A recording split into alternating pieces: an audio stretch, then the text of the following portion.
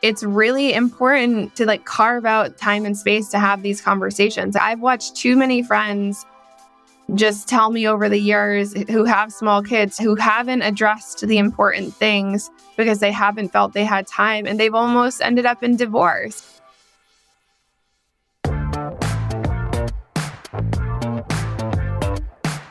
Hello and welcome to the BBXX podcast. Let's get intimate.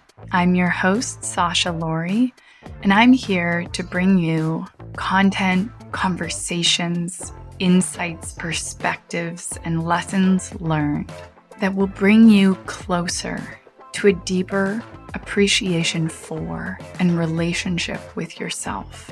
I'm here to bring you conversations about sexuality, self-awareness, self-development, relationships, intimacy, exploration that will guide you on your journey to deeper self-understanding.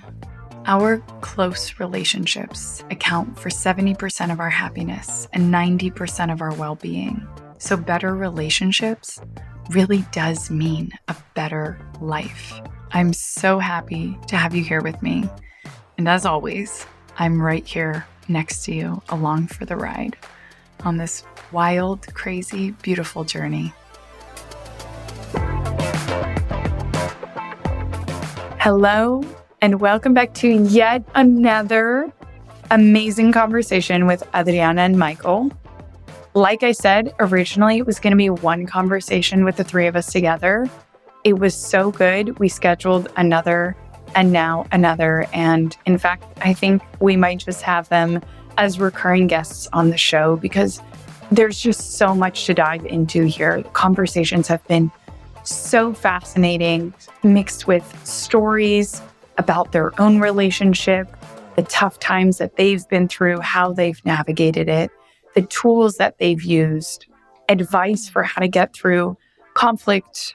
So many great perspectives shared through their own experience. But my favorite thing about these conversations is how it not only brings in the raw, unfiltered stories of their own relationship, but it also comes with the practical, actionable advice and tools and examples of how you can incorporate some of this work into your own relationship in order to co-create the partnership of your dreams.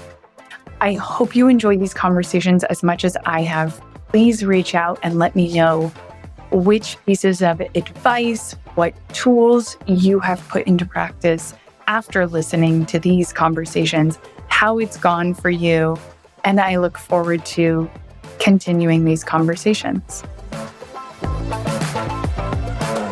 Okay, so excited to have you both back here and continue the amazing conversation about the most practical but also powerful tools for connection to help people in partnerships co-create their dream relationship, co-create the lives that each of them want in a way that works together.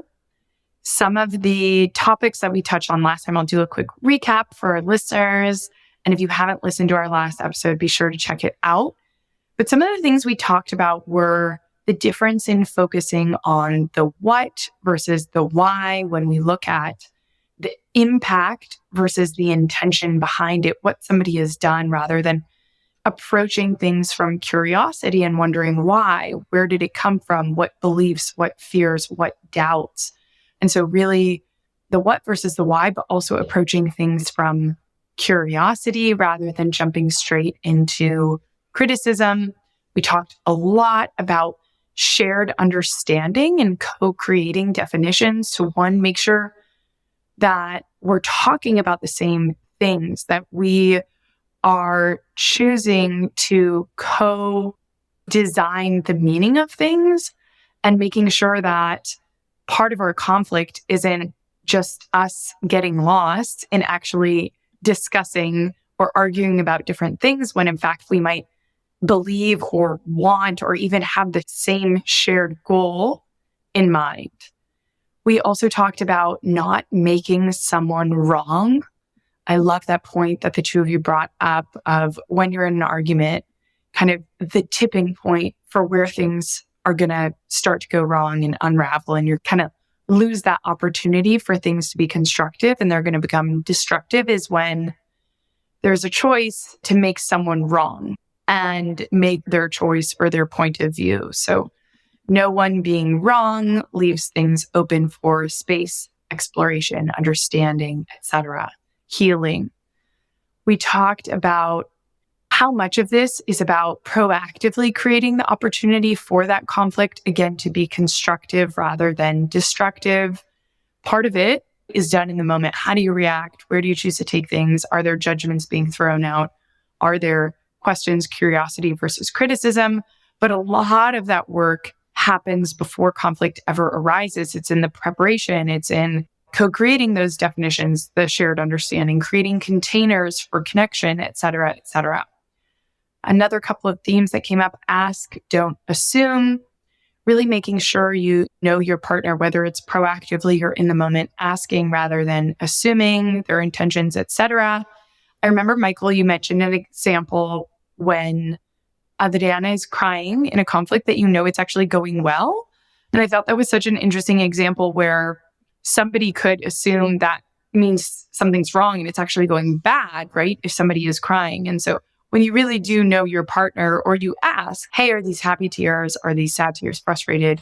Then it's always an opportunity to continue that shared understanding rather than move into assumption. Really the question of how do you create a win-win? And I can't remember if I touched on this, but I certainly will at some point in our interviews, the idea of being on the same team, which for me, I often talk about and think about as the number one of the most important ingredients in a successful partnership when you have that shared goal. Because even when things are going wrong, shit hits the fan. I usually use the example of like in the World Cup, somebody inevitably scores the goal in their own team, right? It bounces off, it goes into the goal, but you can't focus on that. You can't let that get you off track. You still know without a doubt that you have the same shared goal in mind: to win, to move forward, to advance, to live out your dream together as a team, as a partnership.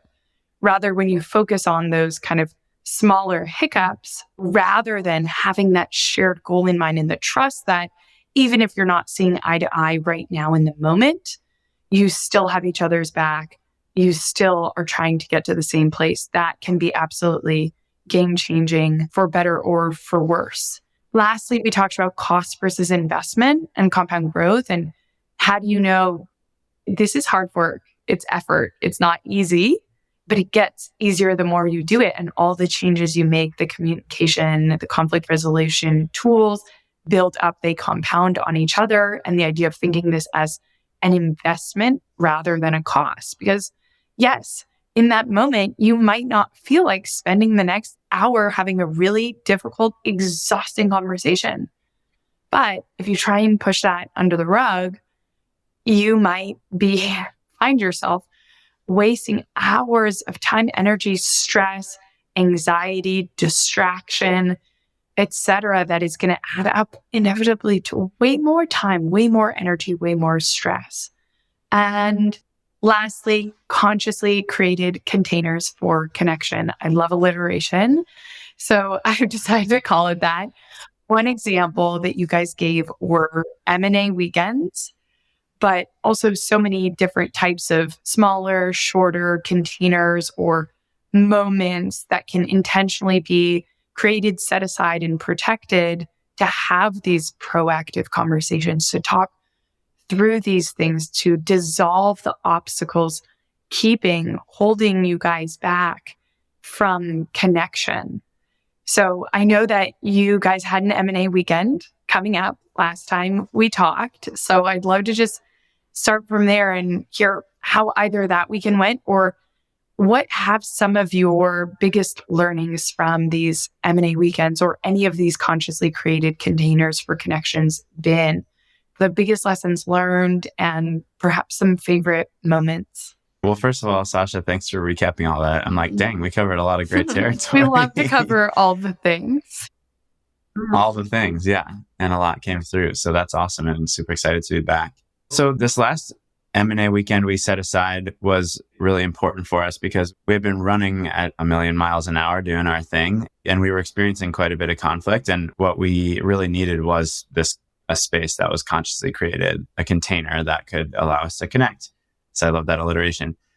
Some of the things that we did and do on these M&A weekends, we often start out with long hikes or walks and just having space to talk. It doesn't have to be like immediately jumping into deep territory, but also allowing that to happen, just giving space to the things that I feel get compressed or shut or repressed during normal living where there's not space, and just giving them air to breathe. We often will have really luxurious mornings in bed where it's without any rush to get out of bed and start the day. We'll just snuggle in bed and cozy up. And we might even just be shooting the shit or loving up on each other in bed. But it's like we might not get out of bed until 9:30.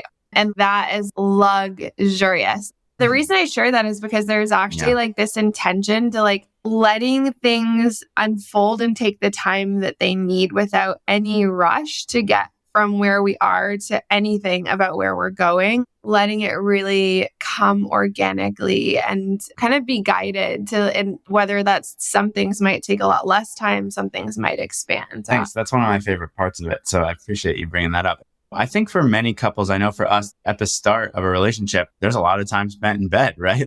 Making love, basking in the connection and in the relationship. And I think as we get busier and busier, or as we get more used to each other and just less, like it's less of that new thing, that time, I think for many couples decreases. And so even just like, it kind of brings back that new love feeling for me anyway, of just being in bed all morning, just having fun, just being together. And it is luxurious. I mention that because I think these M&A weekends for us, it's a chance to just like do the things that bring our spark back. Part of that is just experiencing the spaciousness. And part of that is, as you were talking about, having the challenging conversations and proactively keeping things clear and moving through conflicts. But yeah, I love that you're bringing that up. So typically we'll do that. And a lot of the time ahead of time, at least one of us, and this is something that is practical for anyone, going into a consciously created container for connection, taking the time to think, to do some self-reflection. I think we might have mentioned this last time, to consider where is the relationship going amazing and what are the places that it feels it's not at its best.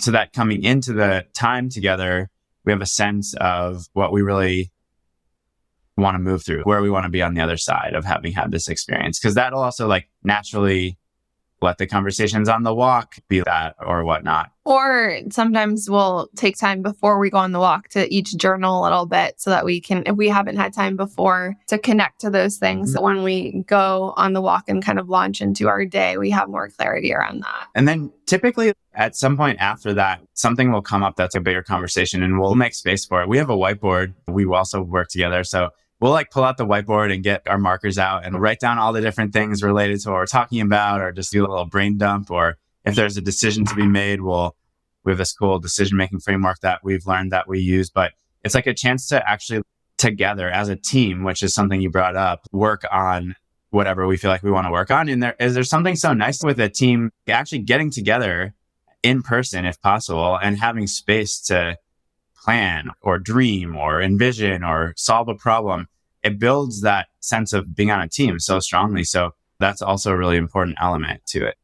And another thing, usually, I think we might have said this in one of our last sessions, but usually often the first half of the day, if it's a day or if it's a weekend, the first half of the day can kind of be like bringing these things forward and sitting together with the intention to like really heal and move through, release whatever's kind of in the way of connection. So if there's conflict that hasn't been fully healed or repaired or addressed, then we might give ourselves the permission to use that time to go there. And so oftentimes the first half of the day, I'm crying at least for 30 minutes and we're moving through things. But as we do, and I think something that's important to say is the state that we come into these conversations with is really important. There's something really sacred about these weekends. So we are designing them to be a sacred container. And so that means we're getting ourselves in state individually ahead of time so that we can come into these conversations with an open heart and with a desire to really like get on the same team if we haven't felt like we've been up until that point. And usually there's a moment where suddenly things start to fall away and clear, and it feels there's more capacity in the partnership. After that point, oftentimes we might spend some time outside or just really like cuddling, snuggling. Maybe we go on another walk to just let the energy actually transition within the system of the partnership. And then we always organically, like, we talked about spoiling sessions at all. Okay, so spoiling sessions are an important part of this. So oftentimes couples have their time for physical intimacy with one another. And one thing that can be a little tricky about that at times is if both people are oriented towards the other person receiving pleasure, sometimes we can forget to really allow ourselves to fully receive. And so spoiling sessions are about dedicated time for one partner to be purely receiving. And so we, over the course of a weekend, will each end up having a spoiling session. And so ahead of a spoiling session, I might ask Michael, what would be, first of all, I know him really well, so a lot of things I can already sense, but I might say, like, what would be like your dream spoiling session? What would feel really good for you right now? And definitely is typically very sexual. We have different, it's so funny. You can like see the different ways that each of us receives, because mine is like, I want to start with a luxurious massage. And so the idea is, if we are the one giving the spoiling session, we are coming with an open heart and with an intention to just make our partner feel fully loved and appreciated and help them open to really receiving nourishment, healing, fulfillment of desire, whatever the thing is. And so it's a really juicy time, and it strips away any need. Let's say if I pleasure Michael, that it strips away any need for him to feel like he needs to return the favor afterwards. It's just about him. And so these are super powerful and have been, quite frankly, for me, some of the most healing experiences that we've had in our partnership, because as a woman, there's so much conditioning that I've received around giving, focusing on being a nurturer, focusing on making sure other people's needs are being met. And so when we started doing these, for me, I didn't even know what to do. It was so uncomfortable for me. So for anyone who's considering doing this, I want to just acknowledge initially, if you're not in the habit of like really letting yourself receive, it can be an adjustment initially, because there's a habitual way of being that's being challenged. But what's on the other side of that, in my experience, is, wow, more expression, more capacity to actually feel Michael's love for me without, and stripping away his love being tied to me needing to do something in order to receive his love. So I wanted to share that spoiling sessions are a really big part of this weekend too. I do have some questions. I love the concept of spoiling sessions. We had not talked about that before. And like you said, it changes the terms, but it also changes the way perhaps the love is being given and received. And you've had the ability to create or communicate what will land most deeply with you. And so it's also going to be a spoiling session in your love language, or in the way that you desire, in the way that you will feel most deeply. I have a couple quick questions about spoiling sessions, and then I want to go back to some of the structures also to make sure people understand what's not just happening in these moments, but beforehand, to kind of create the spaces, set up the time, any agreements and rules. But for these spoiling sessions on a practical level, is this only during M&A weekends, something that if you guys have a desire to connect, that you will use? Would you strategically like not have back-to-back spoiling sessions? Are they planned together versus intentionally at different times or on different days? I'd love to know if there's anything that goes into kind of setting the structure in which you get to thrive through these spoiling sessions. It's a great question. Usually they're separate, and we try and do them once a week. There are a couple things that come up that I want to share, because I can imagine if I were listening to this, I might think, well, what if my partner wants me to do something I don't want to do? I think there are different ways to do spoiling sessions. One is just to like pleasure them in the ways that you know how. But I think where it gets really interesting is there are so many desires and fantasies and ways of being pleasured that we may have that many of us, without being asked, haven't shared. And so it creates an opportunity to say, like, rather than going with the status quo of what you know your partner likes, to say, what would feel good right now? And what would be really exciting to you? And then to have a conversation around what are we available for? Because sometimes Michael wants things in a spoiling session. He's very creative. And sometimes he wants things. And I'm like, you know what, Lev? Like, I'm super excited about pleasuring you and taking this time with you. I'm not in this moment based on my state. I'm not actually available for this thing that you're suggesting. But here's what I am available for. How would that feel for you? And so there's a little bit of a negotiation that can happen. So that's a really beautiful thing. And then throughout is this invitation too to be like, if I'm pleasuring him or if vice versa in whatever way, whether it's massage, whether it's, sexual or non-sexual, more energetic, to ask the question, like, what would enhance your pleasure even more? What would take this up another couple of notches for you? What would help you receive? So we don't want to do overkill and be asking this every 2 minutes, but like, it's really nice to ask that at different points throughout, because it might be that there's something, he might have an awareness of something that would actually enhance his experience, or I might. And at least for me, sometimes until someone asks the question, I don't even realize that there's more that would be helpful. But as soon as it's asked, I'm like, oh, I want this thing too, or I want this a little differently. Yeah. And just to flesh out from a practical standpoint a little bit more. So I would say generally a spoiling session should probably be at least an hour, because you want time to get into it and have the full experience, maybe an hour and a half, depending on, or longer, of course, depending on what it is. And usually, in the same day is awesome. But what you want to avoid is having one person just really get spoiled. If I'm going to spoil Adriana first and she's receiving, and then it'd be a lot to like come out of that and immediately, I want her to bask in that. I want her to just receive that. And then afterwards have her space to just like bask in that instead of thinking that she immediately has to return the favor. And what's so powerful about these is that they're really an expression of unconditional love and giving. And of course, having experiences where it's mutually being giving and receiving are awesome. And I've found, and I think we both found, that doing spoiling sessions where one person is purely giving and the other person is purely receiving actually expands our capacity to receive and to give. Each person gets to go really deep into one of those two things, which cultivates this beautiful experience of giving and receiving, which then deepens both people's understanding of, oh, what does my partner really love? And what does it feel to really give unconditionally without thinking about anything in return? For us, it's often massage or something related to sexuality. Like, that experience anchors that sense of giving and receiving in the rest of our relationship too, in a lot of ways.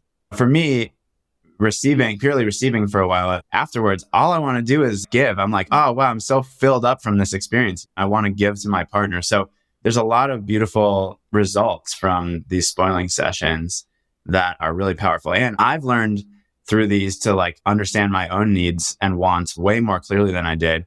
And I know Adriana has too, and has had some really powerful emotional breakthroughs of understanding more deeply, like, how have we been conditioned to always be trying to give to others and not letting ourselves receive? Or how have we been conditioned to not share that thing that we really want, but we're afraid that the person won't do it? So we're like, we don't want to say it, or we're ashamed of it, or whatever. It opens this incredible space for deep communication that ripples out a lot beyond the sessions themselves. And one thing that I want to add is these can look so different. The different chapters of our relationship, our spoiling sessions have looked pretty different for me, depending on where am I? What am I needing? What am I desiring? What's healing for me right now?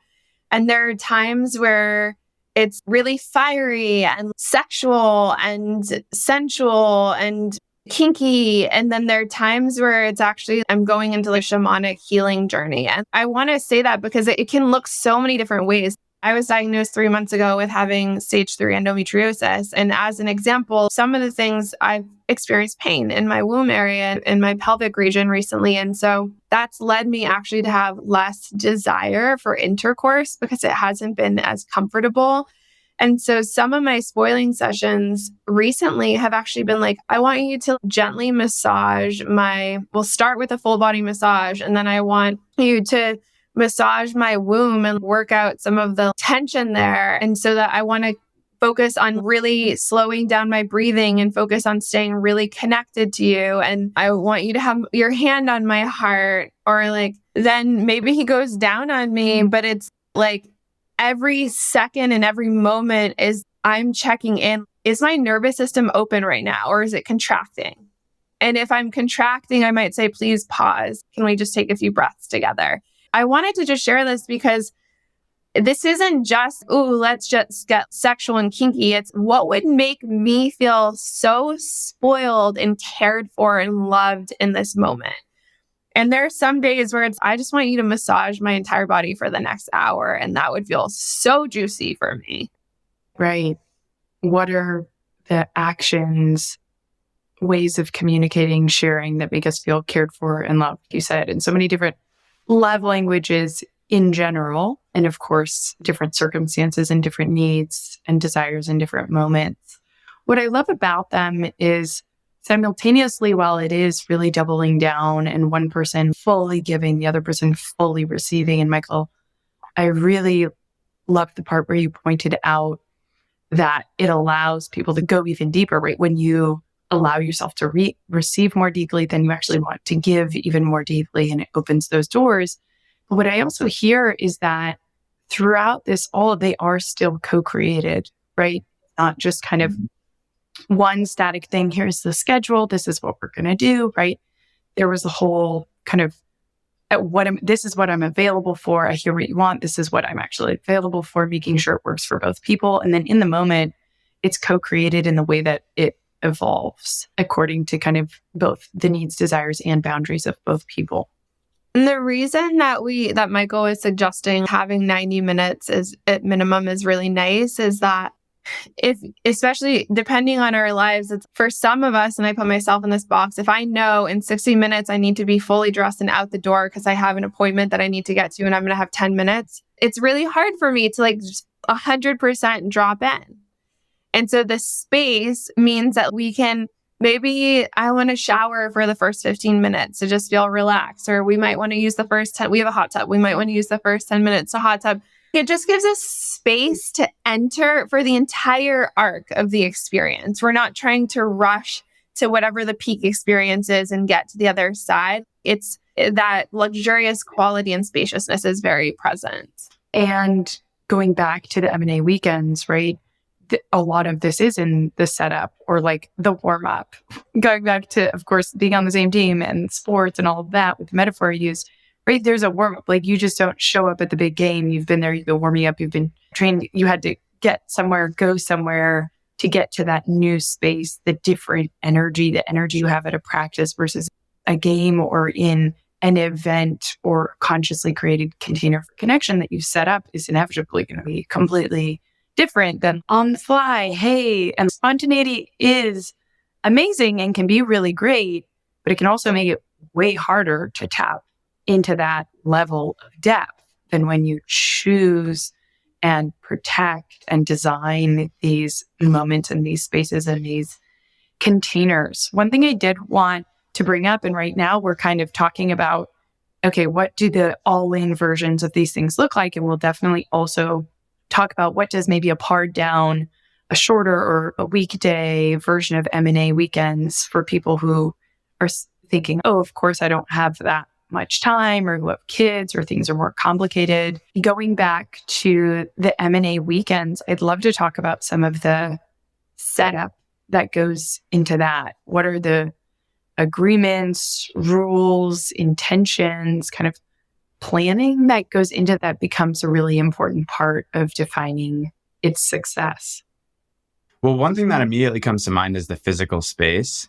Because the physical environment plays a big role for different people in different ways. Adriana, the environment matters a lot to her sense of calm. If it's not clean, etc. Like the nicer, clean, nice environment actually goes a really long way. So whether it's a whole weekend or whether it's a short time, like actually taking time to make a space, even if it's just one room, really nice. Some candles, just little things that go a long way to create a physical container that then will support the emotional and intimate container. For weekends, sometimes we stay at home. Sometimes we'll just do a little getaway to like a camping or we'll find a little Airbnb nearby or something. But that can be a really nice way to also prepare. And then as far as other preparation, I mean, we mentioned like journaling or reflection on what is going well and what is not going as well beforehand or during near the start to really take care of whatever health needs there might be, whether that's getting exercise or getting outside or making sure to eat well and drink really good water, like the basics, essentially, just to be able to show up in that space for a sports team. And this is a big game. We want to take care of our bodies and make sure that, and minds, and make sure that we're in a state to show up at our best. And otherwise, I think another practice that we have, I think that's really nice is as like conflicts and tensions naturally arise throughout the course of life. If we know we have an M&A weekend coming up, or we know there's going to be a container, it's so nice to be like, all right, let's put this somewhere. Let's just put this on the whiteboard. Let's put this on the Google Doc or whatever, where we're tracking this stuff. Because in the 5 minutes we have between meetings in the kitchen, if we get into it, it's just going to cause frustration the rest of the day. But if we just say, you know what, let's take care of this when we're in a really great state together, it can alleviate that stress in the moment. And then we have this, then when we get into the M&A weekend, we kind of have this like backlog of stuff. And some of that probably has worked itself out as it does, but some of it hasn't. And so that can be a cool way to have some material to work on that you don't need to spend a lot of time prepping if you're just sort of naturally keeping track of the parts of the relationship that maybe could use a little spring cleaning or there's just some stickiness there. Oh, just the power of not letting the small things get to you. One, you mentioned, Michael, a lot of it's probably going to have kind of gone away on its own, fixed itself, or didn't really matter in the first place. But being able to give, I hear so much about time and space and expansion, right? And when you give more time, space, expansion, some things dissolve, they go away, or you have a different perspective. There are all some of the myths in partnerships people talk about these days are, okay, maybe you actually do go to bed angry so that you don't stay up all night fighting about things, because maybe in the morning things are going to seem a lot better, or if people will have a new perspective, it'll have worked itself out, but also kind of not sweeping things under the rug, right? Because it's going into a doc or onto a whiteboard, or even if it's just noted down or remembered, it's not getting swept under the rug, but it is being kind of paused and set aside on the counter to come back to later when you'll actually be able to address it more deeply and benefit and work through it much more clearly and in a much better way. There are all these articles these days of like, actually, maybe you should go to bed angry. Like, you know, all these things about working out in the moment. And some people do need to work it out in the moment. So it's really tough, but there are benefits to tabling things, saving it for later. And so what I was talking about is you're not sweeping it under the rug, but you're like tabling it, setting it aside to come back to later. And it's hard because we want to work through it in the moment, right? But it's sometimes it needs to be worked through in that moment, and sometimes it's actually better not to. Well, I think your point about the difference between tabling it and sweeping it under the rug is so important. Sweeping it under the rug is actually just going to accumulate and build resentment. Talking about it, and if we can work it out right away, great. If not, if we can't work it out in the space and time we have, then tabling it somewhere for when we have the time and space actually, I mean, it still doesn't feel resolved. And obviously I would rather it feel resolved, but it feels way better to have a plan saying we're a team. We know this is an issue. We're going to work on it when we can, than it does to just leave it unresolved and open-ended.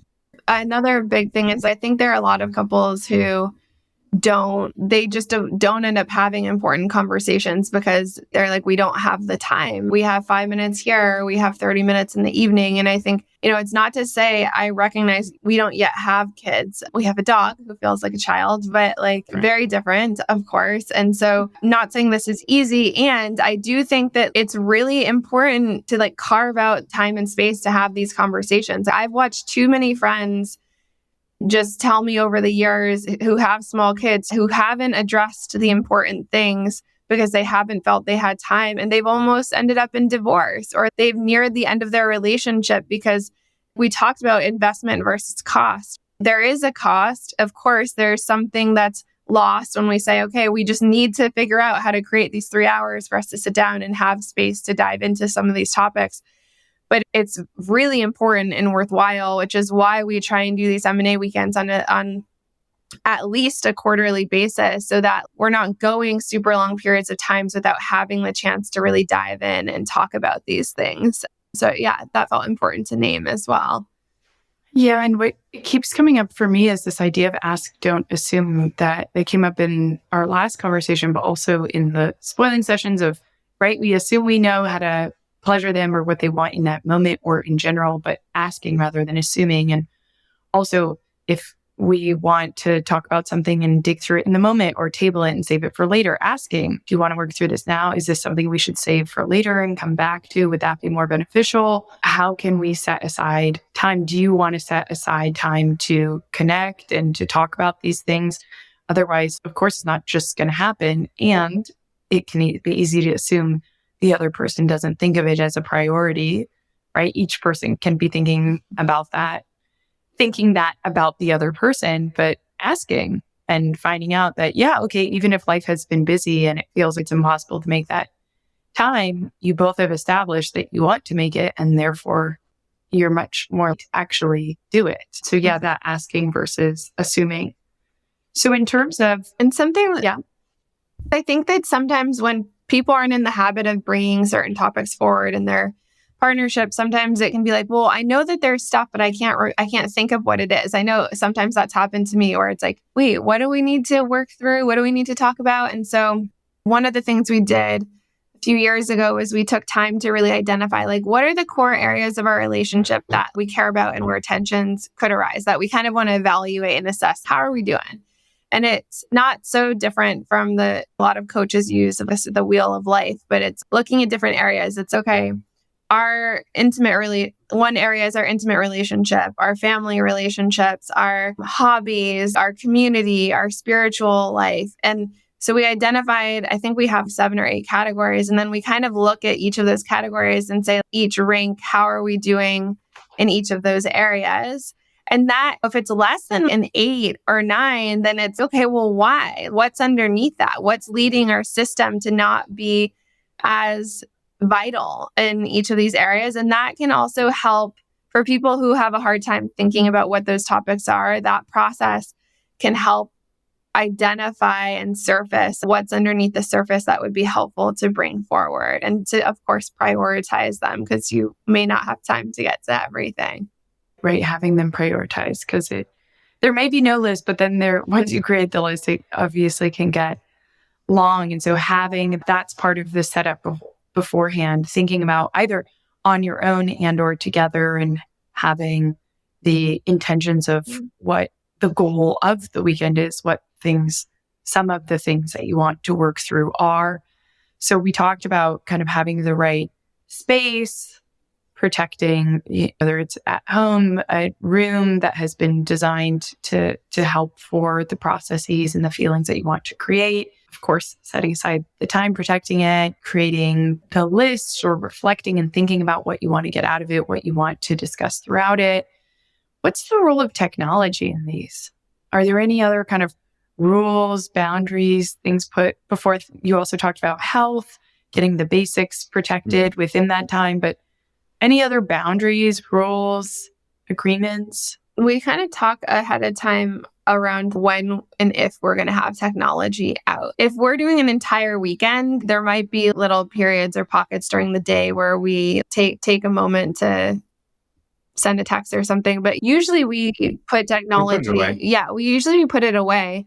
The one other thing that I think we sometimes will discuss is, because like movement and exercise is important to us. So we might say like, okay, well, Michael's a pickleball fiend. He might be like, I really want to get in a game of pickleball this weekend. How can we make that happen?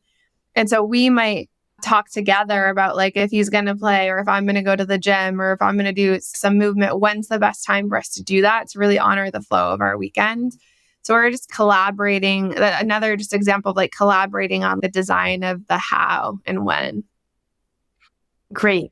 Thanks for including that part about boundaries. And again, going back to the spoiling sessions, it's simultaneously each person making sure that they're taking care of the other person. They can have this space, time to take care of themselves, and co-creating and making sure you're on the same team and designing these container spaces moments that will be best for the two of you together as partners.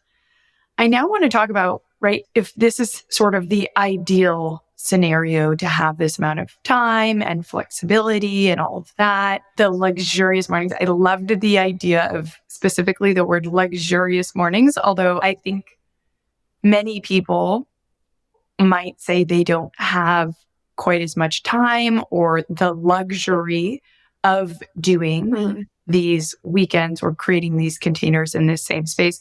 I also think we will have people from other countries. I'm specifically thinking of my people in Latin America and Spain who are going to laugh at the luxurious mornings that go until 9:30 in the morning, and people who could easily spend half the day, right? So with all of this, it's advice, and the idea is people take it and then create it in a way that works for them. So particularly for people who have kids or busy lives or feel that they do not have the space to create it in this ideal way, what's some advice for creating a more pared down, accessible, practical version of this, right? Because it's about the intention and what you're getting out of it, and the how can be very different, right?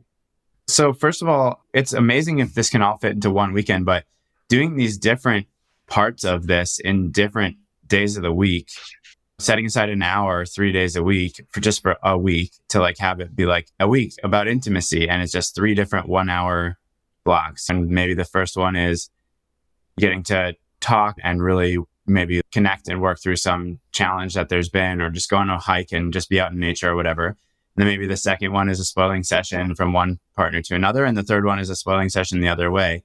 That in and of itself would be a really beautiful chance to drop in more and build intimacy without having to invest the same amount in the relationship of time and energy. So I think that's one just immediate suggestion. I mean, even one 1 hour chunk of time or 90-minute chunk of time to get started is, of course, a step in the right direction.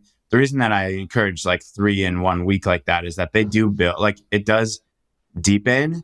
So it's actually an exponential return on investment sometimes when you put in a little bit more. So it's rather than just do the bare minimum, that little bit above and beyond the first hour, actually that second hour or that second hour of a block in 1 week, it's going to be more powerful because it's going to be deeper because you're building on top of the first one. So I think that's a suggestion that comes to mind right away.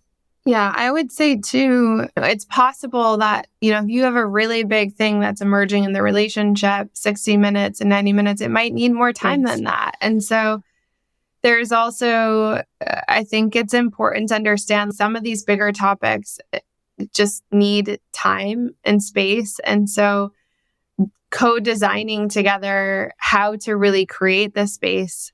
There's so many different ways that couples can get creative, right? Maybe it's going on. For us, movement is so important. And so sometimes we start these conversations and we're on a walk and we're getting 90 minutes of movement. And so we can take a break, we can stretch if we need to, we can breathe, we can pause, but we're moving these conversations forward and we can decide, do we need to carve out more space for this week? When are we going to revisit it? If not, I think identifying the next time it's going to happen can be really helpful. So it doesn't feel like, all right, we're still in it, but we're just going to brush it under the rug and keep the rest of our week going. And in parallel to that, I think something that has been really important for me, at least, is to realize, even if it feels like there are things that we're moving through that are unresolved, the spoiling sessions for me are a way to really stay connected to the big picture and to the commitment. There might be this thing that's present in our relationship. And in fact, this is true for us right now. There's something that we are moving through together, and it's been hard, and the last 6 weeks have been challenging. And we still do the spoiling sessions because it's like, okay, well, we're still building towards the high dream. And the spoiling session is a way that can, in the moment, in the conflict, it might feel, we're struggling to be on the same team right now. How do we get to this win-win? What does that look like? The spoiling sessions are like, okay, that's all true. And at the end of the day, I am fiercely committed and devoted to this human being. And I want them to not only know that I love them, but to feel my love from them and to help them stay open no matter what's happening in our relationship. And so the receptivity, the invitation to say, this time is for you to be receptive, it's a gift to the other person. It's also nourishing the partnership as a whole and the resiliency of the partnership, I believe. 100%. Right. That part about even if in the moments it might feel you're not on the same team or there are all these things still yet to work through and you're in the middle of it, those sessions really are to kind of proclaim and reaffirm that you are on the same team. And these M&A weekends, or if it's a coffee session or a walk or whatever, are to find out if you're on the same team and fight until somebody wins, right? It's dedicated time to work through the things keeping you from feeling like you're not on the same team. But outside of that, you can still have the knowing that even if it doesn't feel like it, that the trust and the knowing that you are and the reminders. Another version, I like that you brought up the walk, and I want to come back to the fact, the role that nature plays in that. But an even more simple version that came up is on a long drive. And obviously that's not as great for intimacy and eye contact, but something that I love about the walks and the drive is particularly if these conversations might be hard, there's an end point and there's a separation of space, right? You come home from the walk, maybe you stop, you stretch, grab a coffee, you extend the walk for as long as is needed to figure it out, but then you come home and it ends. You're on a drive and you can get into it, talk about it, but you get out of the car, you close the door and you close the door on that conversation and you have that separation to move or get back into and not have difficult conversations kind of leak into or feel unresolved. I think that structure can lend itself to helping feel that conversation is complete. So going back to those walks, and as one of the last things that we'll talk about today, because there's never enough time, what role does nature play in these experiences? Or just do you think nature can play in creating containers for connection or helping nourish partnerships or nourish healing in general? I think it can play so many roles. For both of us, nature is such a healer and a teacher and a source of inspiration. I think being in nature, though, to your point about what you just shared, like there's no ceiling, there's no walls, like everything around is living, it's sunshine. And there's so many things about that physical environment that support healing and expansion. I mean, it's where it's our natural, it's, what our DNA evolved to live within. And when we smell soil, it releases oxytocin in our brains. When we feel sunshine, our mood improves. There's these, and this actually comes back to something else too that I wanted to return to, which is not having the time and energy. I get it. Not many people aren't going to have the same spaciousness as we have. When we have kids, we won't have the same spaciousness. And their energy is not the same thing as time. And experiencing fulfillment and joy and connection in a partnership brings so much more energy than feeling frustrated and resentful and depressed or sad. Those are heavy emotions that give us less energy all around, whereas the former ones are uplifting emotions that bring us more energy. And that help us feel we're expanding time. And help. Well, basically with more energy, we can do more in less time. So even though it might take time and energy, it's an investment. This is part of the whole idea of investment. What that gives us back is more energy for other things. So it's not like we're talking about taking away from other things for the sake of this. It's like this partnership is such a huge impact on us, what our partnership is. So it's actually a source of more energy. So I just wanted to come back to that. And then I think, to me, that's the essence of what nature can support, is that nature, the energy in nature, like the mood that it supports, the open picture perspective it supports, the growth that's literally happening all around, the harmony that's everywhere. Those are things that are qualities that we want in our partnership. So when we're in nature, that supports us in actually having those qualities as well. And I'll just add briefly that I think for both of us, nature is such a big doorway into connecting to something greater, whether like God, spirit, universe, life. And so there's a way in which being in nature in preparation for some of these conversations or during some of these conversations is for me very much a way to like come back to my center, to really stay grounded, to fill my own well, to have my well be filled even as I'm giving energy towards the conversation that's taking place. In the earth, literally compost things, compost food that's rotten into nourishment for the earth, right? And it can do that. I mean, this is a much bigger conversation. It can do that with our emotions. It can do that with our thoughts. It can do that with so many things. And so being in that space, for me, honestly, it really ends up feeling like there's an ally that is holding our partnership.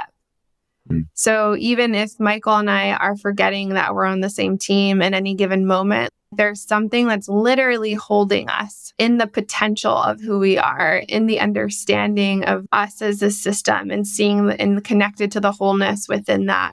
That feels something that's just an anchor for us to be able to come back to, or for me to be able to come back to.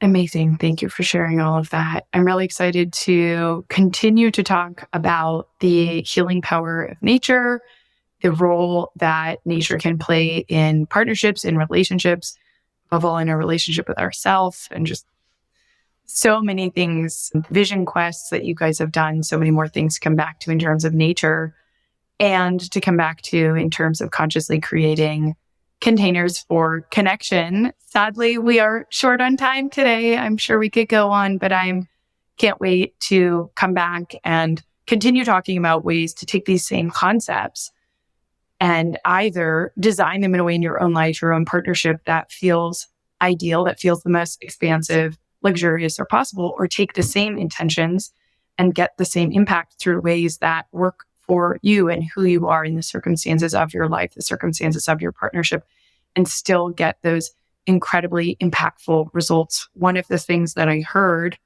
was almost that the more you feel like you can't do it and you don't have the time, energy can't make a priority, the more you will be able to get out of it if you do. So thank you again so much, and excited to keep things going. Thank you. Thanks, Sasha. So insightful, and love the questions and love being here with you. Thank you so much to each and every one of you for tuning in to listen to our show.